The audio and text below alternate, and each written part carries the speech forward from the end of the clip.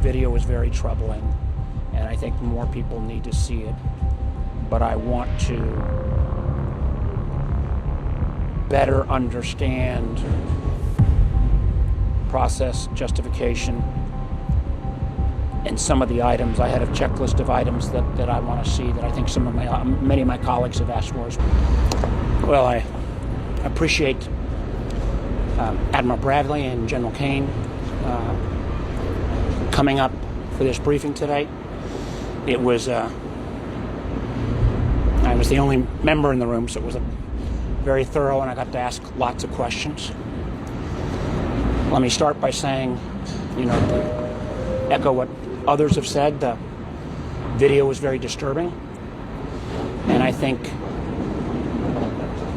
Congress needs to see it. I think as well that the legal opinion underlying this whole policy actions, frankly, needs to be released publicly. I have additional questions and additional documentation of how this process arose that I want to see, and obviously I think the Admiral and the General will be asked to testify at least before relevant committees like SASC and the Intelligence Committee. And why don't I stop there and take a couple of questions? Senator Cotton said that this was a lawful attack that was carried out. In your view, and from seeing the videos here, was this a lawful attack? I think the video was very disturbing. I am not going to weigh in on all of the questions about lawful, morality, judgments, until I get all the information. I mean, some of the accusations that have been made, whether this kind of action constituted a war crime, I can't think of a more serious accusation that could be made. And anyone, and I'm not just saying for this senator, I'm not going to make a judgment on that until I have all the information. Otherwise would be what I think would be not doing my duty.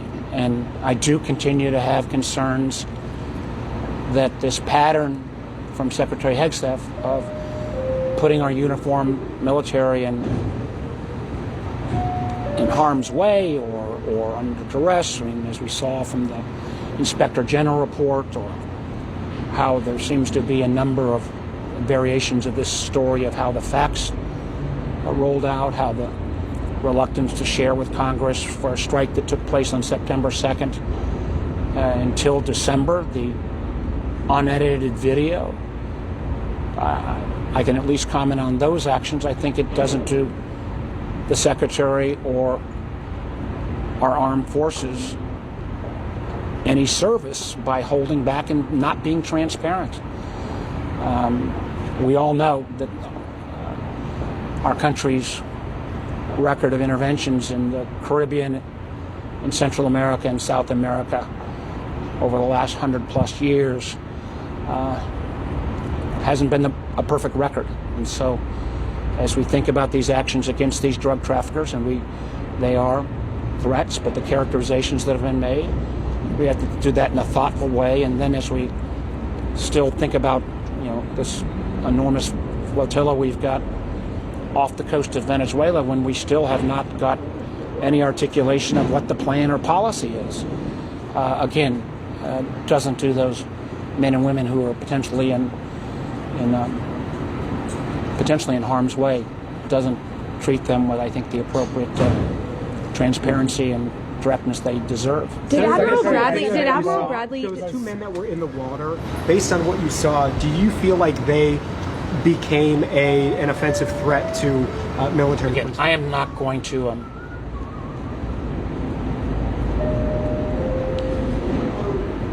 I'm going to say the video was very troubling, and I think more people need to see it.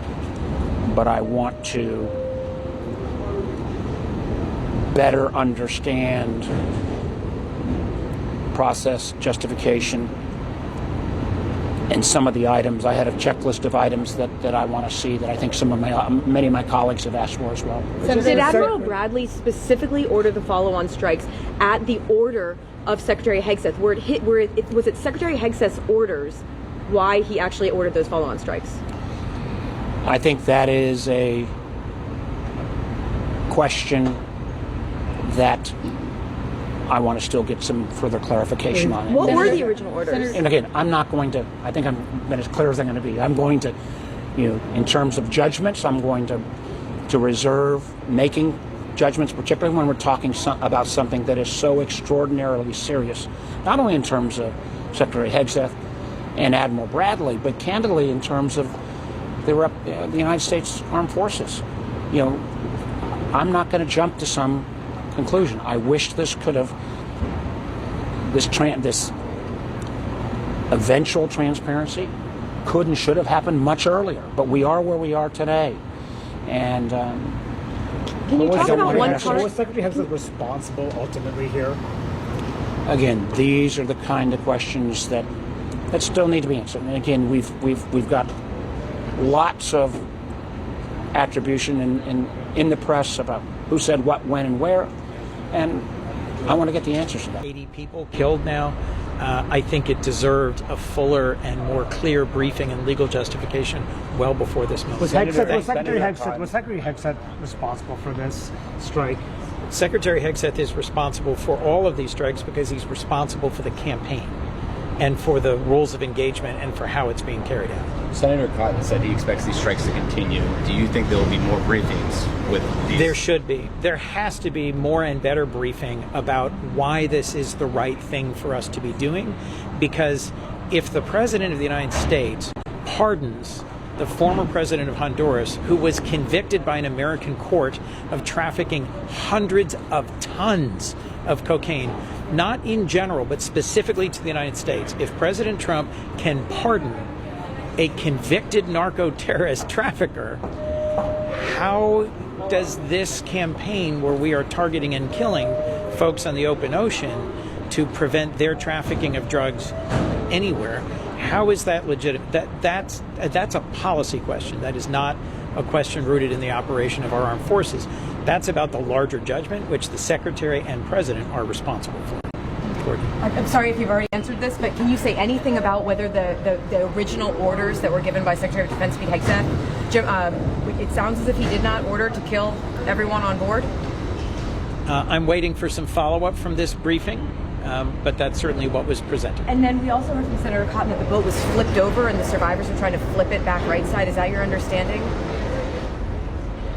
That's a fair characterization. Was the strike after the survivors had climbed back in the boat? Or did they ever climb back in the boat?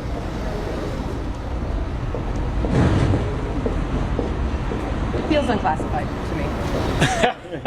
I'm trying to avoid making something unclassified that's currently classified, to the best of my understanding. Senator Cotton and I came out with different understandings of what we saw. And then was there a jag in the room telling them?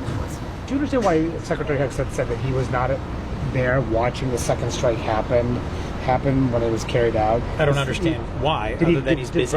Did Admiral Bradley talk about that at all? About why he was no longer involved? No, that was not it. Yeah, I want to thank Admiral Bradley and General Kane for coming to brief about the strikes on September 2nd, which were righteous strikes.